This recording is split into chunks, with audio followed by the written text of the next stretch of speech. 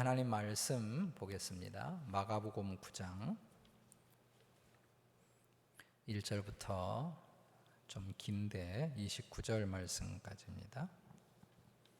마가복음 9장 1절부터 29절 말씀까지 한 절씩 교독을 하고 마지막 29절은 같이 읽도록 하겠습니다. 제가 마가복음 9장 1절 읽습니다. 또 그들에게 이르시되 내가 진실로 너희에게 이르노니 여기 서 있는 사람 중에는 죽기 전에 하나님의 나라가 권능으로 임하는 것을 볼 자들도 있느니라 하시니라. 엿새 후에 예수께서 베드로와 야고보와 요한을 데리시고 따로 높은 산에 올라가셨더니 그들 앞에서 변형되사 그 옷이 광채가 나며 세상에서 빨래하는 자가 그렇게 희게 할 수 없을 만큼 매우 희어졌더라. 이에 엘리야가 모세와 함께 그들에게 나타나 예수와 더불어 말하거늘 베드로가 예수께 고하되 라삐어 우리가 여기 있는 것이 좋사오니 우리가 초막 셋을 짓되 하나는 주를 위하여 하나는 모세를 위하여 하나는 엘리야를 위하여 하사이다 하니 이는 그들이 몹시 무서워하므로 그가 무슨 말을 할지 알지 못함이더라. 마침 구름이 와서 그들을 덮으며 구름 속에서 소리가 나되 이는 내 사랑하는 아들이니 너희는 그의 말을 들으라 하는지라. 문득 둘러보니 아무도 보이지 아니하고 오직 예수와 자기들 뿐이었더라. 그들이 산에서 내려올 때 예수께서 경고하시되 인자가 죽은 자 가운데서 살아날 때까지는 본 것을 아무에게도 이르지 말라 하시니 그들이 이 말씀을 마음에 두며 서로 문의하되 죽은 자 가운데서 살아나는 것이 무엇일까 하고 이에 예수께 묻자와 이르되 어찌하여 서기관들이 엘리야가 먼저 와야 하리라 하나이까. 이르시되 엘리야가 과연 먼저 와서 모든 것을 회복하거니와 어찌 인자에 대하여 기록하기를 많은 고난을 받고 멸시를 당하리라 하였느냐. 그러나 내가 너희에게 이르노니 엘리야가 왔으되 기록된 바와 같이 사람들이 함부로 대우하였느니라 하시니라. 이에 그들이 제자들에게 와서 보니 큰 무리가 그들을 둘러싸고 서기관들이 그들과 더불어 변론하고 있더라. 온 무리가 곧 예수를 보고 매우 놀라며 달려와 문안하거늘 예수께서 물으시되 너희가 무엇을 그들과 변론하느냐. 무리 중에 하나가 대답하되 선생님 말 못하게 귀신 들린 내 아들을 선생님께 데려왔나이다. 귀신이 어디서든지 그를 잡으면 거꾸러져 거품을 흘리며 이를 갈며 그리고 파리해지는지라. 내가 선생님의 제자들에게 내쫓아달라 하였으나 그들이 능히 하지 못하더이다. 대답하여 이르시되 믿음이 없는 세대여 내가 얼마나 너희와 함께 있으며 얼마나 너희에게 참으리요 그를 내게로 데려오라 하시매 이에 데리고 오니 귀신이 예수를 보고 곧 그 아이로 심히 격려를 일으키게 하는지라. 그가 땅에 엎드려져 구르며 거품을 흘리더라. 예수께서 그 아버지에게 물으시되 언제부터 이렇게 되었느냐 하시니 이르되 어릴 때부터니이다. 귀신이 그를 죽이려고 불과 물에 자주 던졌나이다. 그러나 무엇을 하실 수 있거든 우리를 불쌍히 여기사 도와주옵소서. 예수께서 이르시되 할 수 있거든이 무슨 말이냐 믿는 자에게는 능히 하지 못할 일이 없느니라 하시니 곧 그 아이의 아버지가 소리를 질러 이르되 내가 믿나이다. 나의 믿음 없는 것을 도와주소서 하더라. 예수께서 무리가 달려와 모이는 것을 보시고 그 더러운 귀신을 꾸짖어 이르시되 말 못하고 못 듣는 귀신아 내가 내게 명하노니 그 아이에게서 나오고 다시 들어가지 말라 하시매 귀신이 소리 지르며 아이로 심히 격려를 일으키게 하고 나가니 그 아이가 죽은 것 같이 되어 많은 사람이 말하기를 죽었다 하나 예수께서 그 손을 잡아 일으키시니 이에 일어서니라. 집에 들어가심에 제자들이 조용히 묻자오되 우리는 어찌하여 능히 그 귀신을 쫓아내지 못하였나이까. 이르시되 기도 외에 이는 다른 것으로는 이런 종류가 나갈 수 없느니라 하시니라. 아멘. 여러분은 일주일 중에 어떤 시간이 가장 힘드십니까? 아마 대부분은 월요일 아침 시간이 아닐까 생각이 듭니다. 주말을 쉬고 다시 일을 시작해야 하는 월요일 아침의 기분은 아직 몸도 마음도 덜 깬 상태에서 시작하기 때문에 모두가 다 월요일 아침을 굉장히 힘들어합니다. 저도 청년 시절에 직장 생활할 때 월요일 아침이 정말 힘이 들더라고요. 주일의 기분이 여전히 마음과 몸에 남아있는 상태에서 월요일에 일을 적응해야 한다고 하는 것이 쉽지 않았습니다. 더욱이 주일 저녁 늦게까지 성가대 연설을 마치고 집에 가는 시간은 마치 천국의 입구에 곧 와 있는 것 같은 그런 감격 속에서 그렇게 주일을 마치게 되었는데, 성가대에서 연습한 곡이 여전히 입에서 떠나지 않아서 찬송을 흥얼흥얼 하면서 집에 돌아가는 길은 오늘 말씀에서 베드로가 한 말과 같았습니다. 주님, 여기가 좋습니다. 여기서 집 지어놓고 그냥 여기서 살았으면 좋겠습니다. 세상으로 내려가지 않았으면 좋겠습니다. 이런 마음이 있었습니다. 오늘 말씀에는 두 개의 세상이 나옵니다. 주님의 몸이 변화된 일명 변화산이라 부르는 그 세상과 산 아래에서 귀신 들린 아이를 고치지 못해서 쩔쩔 매고 있는 그런 산 아래의 세상이 있습니다.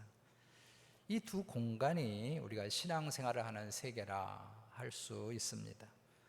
마치 주일날의 세계의 기분과 월요일 아침의 세계의 기분이 다르지만 이 모두의 기분들을 다 살아내야 하듯이 우리는 이 두 세계 속에서 살아가는 것입니다. 산 위의 동네와 산 아래 동네에서 우리는 살고 있습니다. 오늘 본문은 다시 좀 주목을 해보시면 주님이 제자들에게 처음으로 주님의 죽으심과 부활에 대해서 말씀하셨는데 아직도 제자들은 주님의 말씀을 다 이해하지 못했습니다. 그래서 주님이 너희들은 나를 누구라 하느냐는 질문에 베드로가 주는 그리스도이십니다 라고 하는 중요한 답을 하셨을 때 주님이 바로 이 사실을 아무에게도 말하지 말라고 경고하신 것입니다. 그 전장 마가복음 8장 30절에 보면 이에 자기의 일을 아무에게도 말하지 말라 경고하시고 이렇게 되어 있죠. 그 이유는 아직 제자들이 주님이 어떤 그리스도이신가를 바르게 이해하지 못했기 때문에 그런 것입니다. 우리가 주님을 잘못 이해하고는 날마다 자신을 부인하고 내게 주어진 자기 십자가를 지고 주님을 따를 수 없는 것입니다. 그래서 오늘 말씀 9절에서도 그들이 변화산에서 보았던 것을 사람들에게 말하지 말라고 주님이 경고하시는 말씀을 대하게 됩니다. 9장 9절에 그들이 산에서 내려올 때에 예수께서 경고하시되 인자가 죽은 자 가운데서 살아날 때까지는 본 것을 아무에게도 이르지 말라 하시니, 여전히 주님의 제자들이 예수님의 말씀과 변화산에 있었던 사건을 바르게 이해하지 못했기 때문에 바르게 이해하지 못한 상태에서 말을 하는 것은 매우 위험해서 주님이 그렇게 말씀하신 것입니다. 이렇게 주님의 말씀에 대한 여러 오해 중에 하나가 오늘 1절의 말씀입니다. 1절을 다시 주목하시면 또 그들에게 이르시되 내가 진실로 너희에게 이르노니 여기 서 있는 사람 중에는 죽기 전에 하나님의 나라가 권능으로 임하는 것을 볼 자들도 있느니라. 실은 이 1절 말씀은 8장 38절 마지막 말씀과 연결이 되어 있습니다. 8장 38절을 보시면 누구든지 이 음란하고 죄 많은 세대에서 나와 내 말을 부끄러워하면 인자도 아버지의 영광으로 거룩한 천사들과 함께 올 때에 그 사람을 부끄러워하리라. 또 그들에게 이르시되 이렇게 말씀하고 있죠. 그런데 38절에 거룩한 천사들과 함께 올 때라고 말씀하는 건 분명히 예수님의 재림을 말씀하고 있는 것입니다. 그래서 9장 1절에 여기 서 있는 사람 중에 있는 사람 중에 죽기 전에 하나님 나라가 권능으로 임하는 것을 볼 자들도 있느니라 라고 하는 말씀을 오해해서 제자들 중에는 자기가 살아있는 중에 예수님이 재림한다고 믿었던 제자도 있었습니다. 이런 오해를 피하기 위해서 성경의 장절을 구분하는 사람들이 원래는 8장 38절과 9장 1절이 같은 문장인데 행여 이것이 오해될까 싶어서 8장과 9장으로 따로 떼어 놓은 것입니다. 왜냐하면 9장 1절은 주님의 이 말씀으로부터 6일 후에 있었던 변화산의 사건과 연결되어 있기 때문에 그런 것입니다. 그래서 9장 1절에 이 변화산에서 주님의 영광스러운 모습으로 변화된 것을, 이 하나님이 권능으로 임하는 것을 본다고 하는 말씀의 의미도 있고, 주님이 죽음 후에 부활하신다고 하는 의미도 있는 것입니다. 그래서 1절은 변화산의 이야기이기도 하고 주님의 부활의 이야기이기도 합니다.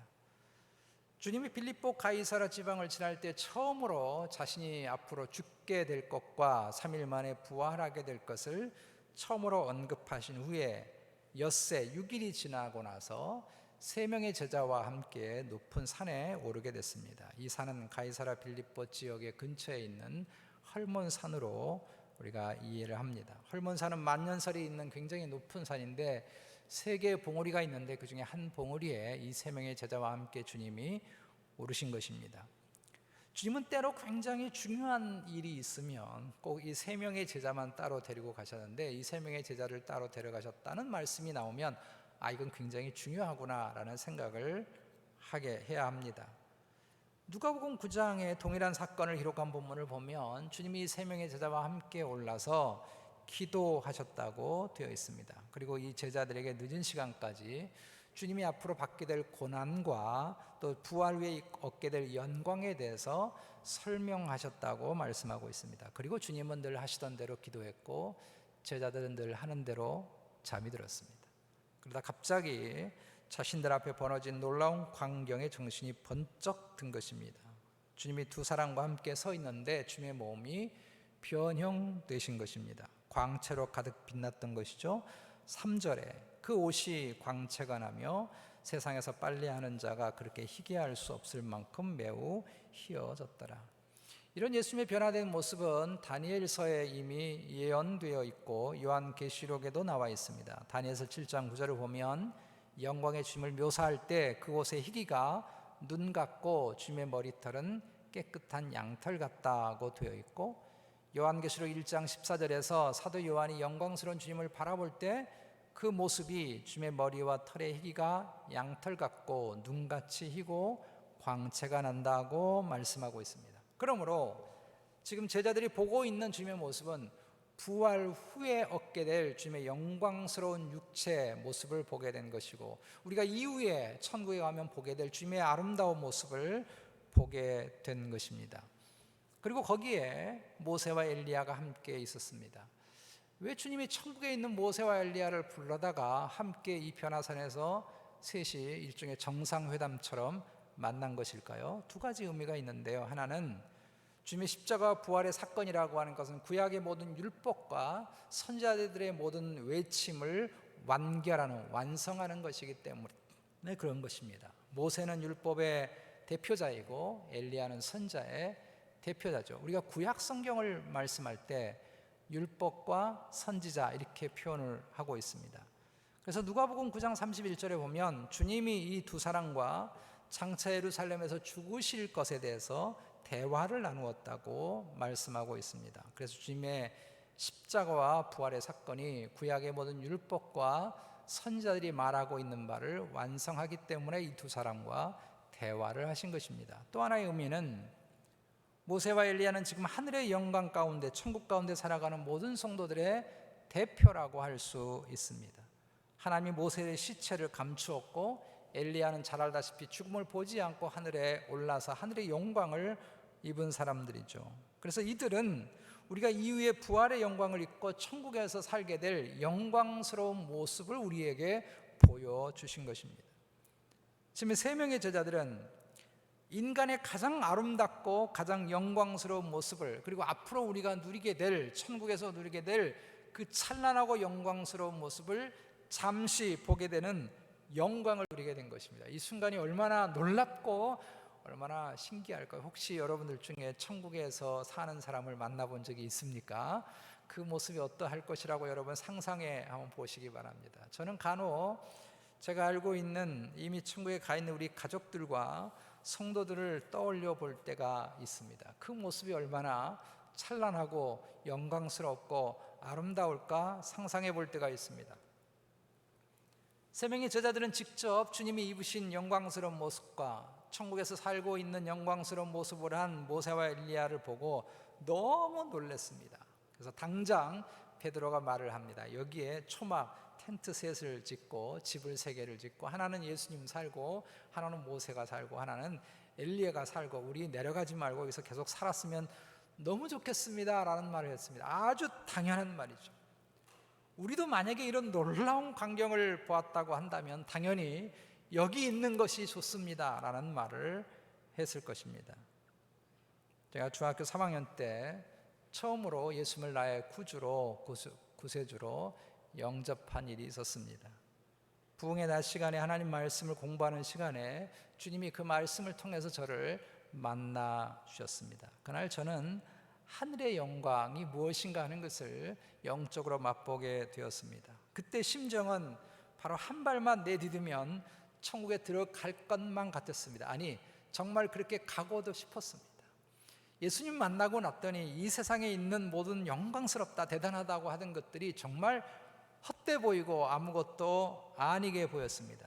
하늘의 영광에 비한다면 이 세상의 그 어떤 영광인들 어찌 비교할 수 있겠습니까? 그래서 저도 그때 그랬습니다. 주님, 여기가 너무 좋습니다. 이 은혜 받는 장소가 너무너무 좋습니다. 여기서 그냥 만족하고 여기서 집 지어놓고 이대로 살고 싶어요. 그렇게 제가 주님께 고백했던 적이 있습니다. 저는 우리 성도님들이 지금 제자들이 경험했던 변화산의 은혜를 매 주일마다 하나님의 교회에 왔을 때 맛보게 되시기를 주의 이름으로 축복합니다. 주님, 정말 여기가 좋습니다. 주님을 찬송하고 예배하고 주의 말씀을 듣고 주님께 기도하는 이 일이 너무 좋습니다. 우리 성도들과 함께 믿음 안에서 교제 나누는 것이 너무 행복합니다. 여기가 너무 좋아요. 저 밖에 나가고 싶지 않아요. 그런 고백이 우리에게 매주일 있게 되시기를 원합니다. 이 순간을 너무 잘 미워서 한 찬송이 찬송가 442장입니다.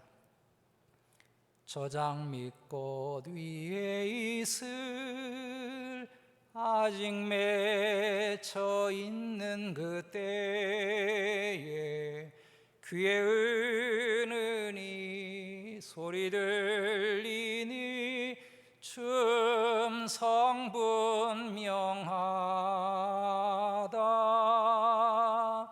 주님 나와 동행을 하면서 나를 친구 삼으셨네. 우리 서로 받은 그 기쁨은 알 사람이 없도다.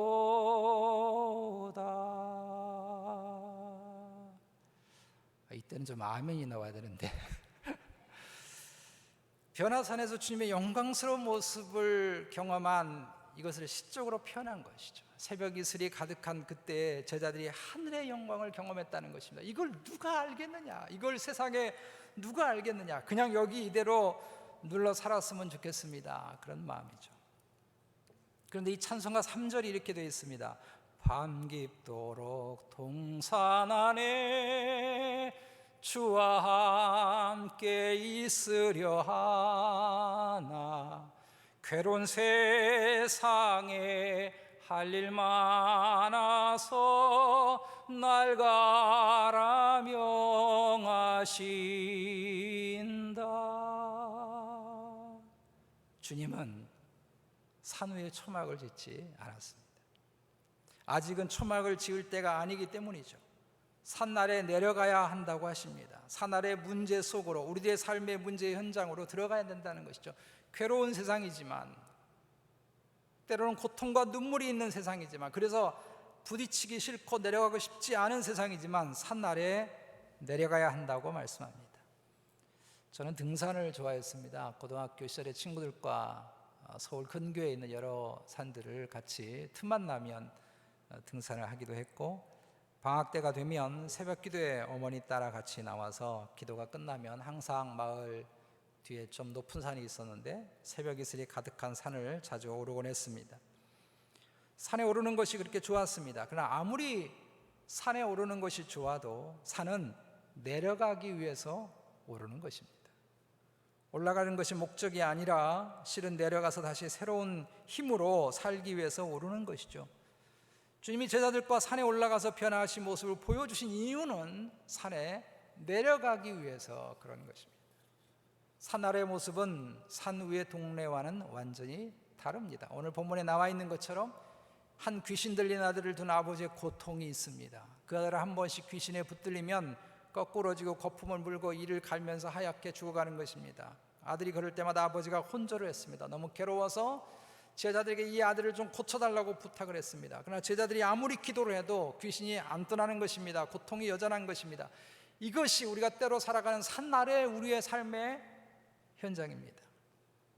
산 위의 세상은 슬픔도 아픔도 어둠도 눈물도 심지어 죽음도 사라진 영광스러운 세상이었다고 한다면, 제자들과 함께 내려가야 할 삶의 현장은 악한 영이 존재하는, 그래서 때로 우리의 마음과 삶의 고통이 있는 곳입니다. 저와 마음에 있는 것들을 좀 깊이 나눌 만큼 친하게 지냈던, 친구처럼 지냈던 성도 한 분이 수년 전에 자살을 한 일이 있습니다.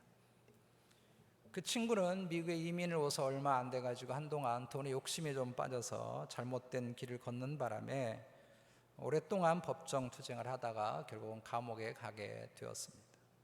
제가 샌디에고 살 때 아내와 함께 5시간을 운전해서 감옥에 면회를 간 적이 있습니다. 까다로운 절차를 거쳐서 드디어 보고 싶었던 그 친구를 만나게 되고, 그분이 거기서 삶의 이야기, 그 감옥에서 겪고 있는 여러 가지 고통스러운 이야기를 들려주었습니다. 그 친구가 저에게 이러는 것입니다. 목사님, 무슨 돈이 들어도 무슨 짓을 하더라도 하루빨리 이 지옥 같은 곳에서 벗어나고 싶습니다. 그러는 것입니다. 누군들 그러지 않겠습니까? 그렇게 힘겨운 3년여 시간의 수감 생활을 마치고 드디어 그렇게 그립던 가족들의 품에 돌아오게 됐습니다. 그러나 그가 마주한 현실은 여전히 만만한 것이 아니었습니다. 오랫동안 떨어져 있는 동안 생겨났던 가족 간의 갈등, 그리고 쉽게 취업이 되지 않는 현실의 벽에 그는 부딪혔습니다.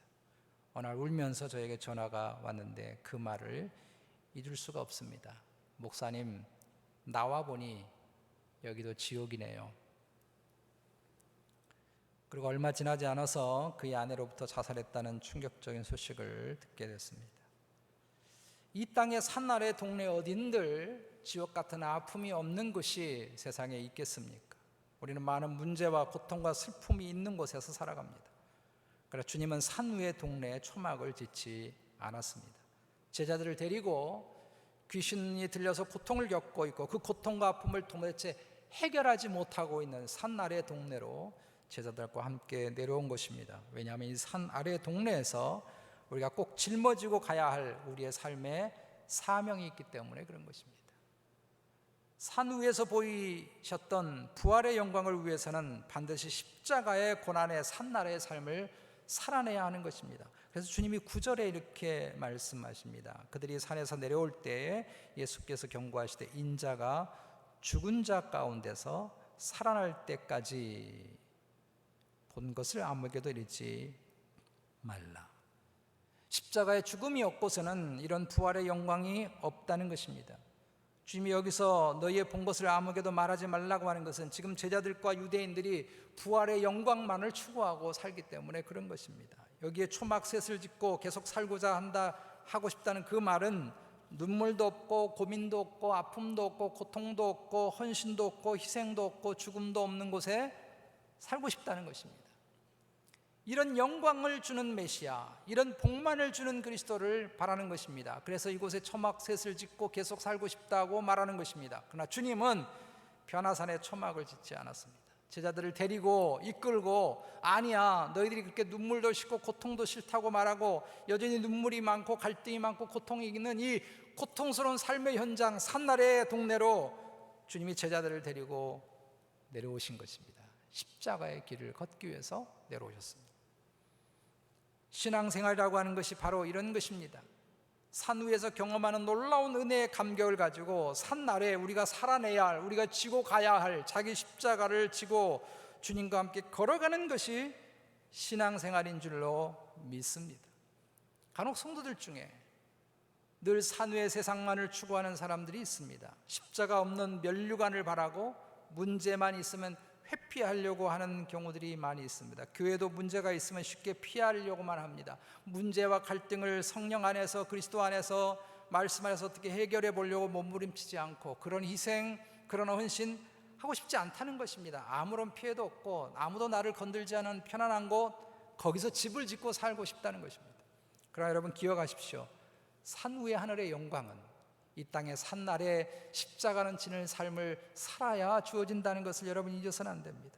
믿음 생활이라고 하는 것은 산 위에서 아무런 고통도 없는 곳에 살아가는 것이 아니라 비록 고통이 있고 아픔이 있지만 그 속에서 예수 그리스도로 말미암아 하늘의 하나님의 나라가 권능으로 임하는 것을 내가 살아가는 실제 삶에서 경험하는 것이, 이것이 믿음 생활이고 이것이 신앙 생활인 줄로 믿습니다.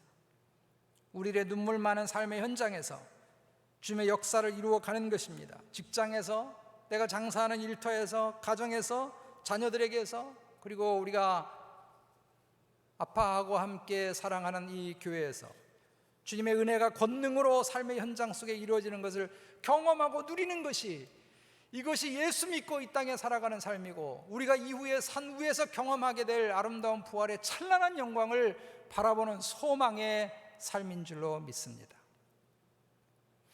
이런 산 아래의 삶을 아름답게 살아내기 위해서, 산 위의 은혜를 가지고 이 땅에서 승리하는 삶을 살기 위해서 주님이 두 가지 말씀을 주셨습니다. 가장 먼저는 주님의 말씀을 붙들라는 것입니다. 변화산에서 3명의 제자들이 놀라운 경험을 했죠. 결코 잊을 수 없는 하늘의 은혜를 경험한 것입니다. 근데 하나님이 금방 이 흥분된 사건들을 감추시고 7절에서 이렇게 말씀하십니다. 마침 구름이 와서 그들을 덮으며 구름 속에서 소리가 나되 이는 내 사랑하는 아들이니 너희는 그의 말을 들으라. 눈에 보이는 놀라운 환상에 취하지 말고, 그런 거 꿈꾸지 말고 이 땅에서 그리스도의 말씀을 들어야 한다는 것입니다. 사도 베드로는 오늘 본문의 체험이 늘 가슴속에 깊이 남아 있었습니다. 그리고 이 체험을 가지고 성도들에게 이렇게 권면합니다. 베드로후서 1장 16절부터 19절 말씀인데요, 우리 성경에는 좀 어렵게 번역이 되어 있어서 제가 쉬운 성경 번역을 띄워두었습니다. 우리는 주 예수 그리스도가 영광 가운데 오실 것을 여러분에게 전했습니다. 그것은 누군가가 지어낸 근사한 이야기가 결코 아닙니다. 우리는 그분의 위엄 있는 모습을 우리 눈으로 직접 보았습니다. 오늘 사건을 말씀하고 있는 거죠. 장엄한 영광 가운데 하나님의 음성이 들렸습니다. 이는 내 사랑하는 아들이며 내가 그로 인해 무척 기쁘다. 이 순간 예수 그리스도는 영광과 존귀를 받으셨습니다. 우리는 그 음성을 똑똑히 들었습니다. 거룩한 산에서 예수님과 함께 있었을 때 들은 그 음성은 분명히 하늘로부터 울려온 것이었습니다. 이렇게 해서 우리는 예언자들이 전한 말씀을 보다 확실히 믿게 되었습니다. 여러분도 그 말씀을 가까이 하고 따르는 것이 유익할 것입니다. 그들이 전해준 말씀은 어둠을 밝히 환히 밝혀주는 빛과도 같은 것입니다. 그 빛은 여러분의 마음 가운데 통이 트고 아침 샛별이 환히 떠오를 때까지 여러분의 마음을 밝혀줄 것입니다. 무엇이 우리의 어두운 마음을 밝히고 무엇이 우리의 어두운 삶을 밝혀줄 것인가? 변화산에서 체험한 그 신비로운 체험이 그렇다는 것일까? 아니라는 것입니다. 예언자들, 선자들로부터 시작해서 사도로부터 전해진 살아계신 하나님 말씀이 우리들의 산나라의 삶을 비춰주는 줄로 믿습니다. 이 말씀의 능력이, 하나님이 너희는 그의 말을 들으라고 말씀하시는 이 하나님의 말씀이 우리의 심령을 밝혀주고 우리 산나라의 이 땅에 살아가는 치열한 삶을 이기게 하시는 능력이 되는 줄로 믿습니다. 그러므로 여러분 늘 주의 말씀을 듣고 묵상하고 배우시기를 축복합니다. 매일 성경 말씀들 묵상하십시오. 우리 금요일 날 저녁 시간 얼마나 좋은 시간인지 몰라요. 하나님 말씀을 여러분 공부하십시오. 살아계신 하나님 말씀이 여러분의 발을 지키실 것이고 여러분의 산 아래에서 걸음을 지켜줄 줄로 믿습니다. 두 번째로는 기도하라고 가르쳐 주십니다. 귀신 들린 아이를 고치지 못하고 전전긍긍하는 제자들에게 주님이 주신 말씀이 무엇인가? 29절에 있습니다. 이르시되 기도 외에는 다른 것으로는 이런 종료가 나갈 수 없느니라 하시니라. 여러분, 실은 마가복음 6장 13절에 오면 주님의 제자들은 주님께로부터 귀신을 내어 쫓는 권능을 이미 받았습니다. 그래서 전도를 나갔을 때 제자들이 귀신을 내어 쫓는 능력을 행사하기도 하고 그 능력을 경험하기도 했습니다. 근데 왜 지금은 안 되는 겁니까? 그건 기도하지 않기 때문이라는 것이죠. 기도는 주님을 신뢰하는 것입니다. 주님을 붙드는 것입니다. 한때는 대단한 능력을 행하였는데 왜 지금은 안 되는 것입니까? 우리는 한때 뜨겁게 신앙생활 한 적인데 왜 지금은 시들거리고 있는 것입니까? 그것은 내 힘, 내 능력, 내 지혜로 살려가기 때문에 그런 것입니다. 주님을 붙들지 않아서 그런 것입니다. 주님께 매달리지 않아서 그런 것이죠. 요즘 우리는 코로나 백신의 추가 접종, 부스터 샷을 필요로 한다는 뉴스를 듣습니다. 언젠가 우리 모두 또 부스터샷을 맞아야 할지도 모르겠습니다. 아무리 탁월한 효과가 있는 백신이라 할지라도 시간이 지나면 그 능력을 조금씩 상실해 가는 것이죠. 그래서 추가 접종을 맞아야 합니다. 기도 역시 그런 것입니다. 우리가 언제나 산 위의 동네의 기분으로 살아갈 수 없습니다. 우리는 쉽게 낙심하고 쉽게 분노하고 쉽게 흔들릴 때가 있습니다. 그러므로 쉬지 말고 기도하십시오. 쉬지 말고 주님 붙드십시오. 쉬지 말고 주님의 능력을 여러 번 붙드십시오. 쉬지 말고 주님을 신뢰하시고 믿고 따르기를 원합니다. 그래야 주님의 능력과 은혜와 지혜를 우리가 얻어 누릴 수 있는 줄로 믿습니다. 오늘 이 아이의 아버지처럼 주여 나의 믿음 없음을 좀 도와주세요, 나를 좀 도와주세요 라고 주님께 엎드리시기 바랍니다. 이것만이 유일한 길입니다. 우리가 산 아래의 삶에서 산 위에서 보여주신 그 주님의 영광스러움, 하나님의 나라가 이 땅 가운데 우리의 심령 가운데 우리의 삶의 중심 속에 임하는 그 능력과 그 은혜를 풍성하게 덧입기 위해서는 오직 기도 외에는 다른 것이 없는 줄로 믿습니다. 기도하며 삽시다. 우리 하나님 붙잡고 살아가십시다. 그래서 주님의 능력과 은혜를 풍성하게 덧입는 역사가 저와 여러분의 삶에 있게 되시기를 주의 이름으로 축복합니다. 말씀의 결론을 맺습니다. 에베레스트 휴먼 원정대라고 하는 다큐멘트 영상이 있습니다.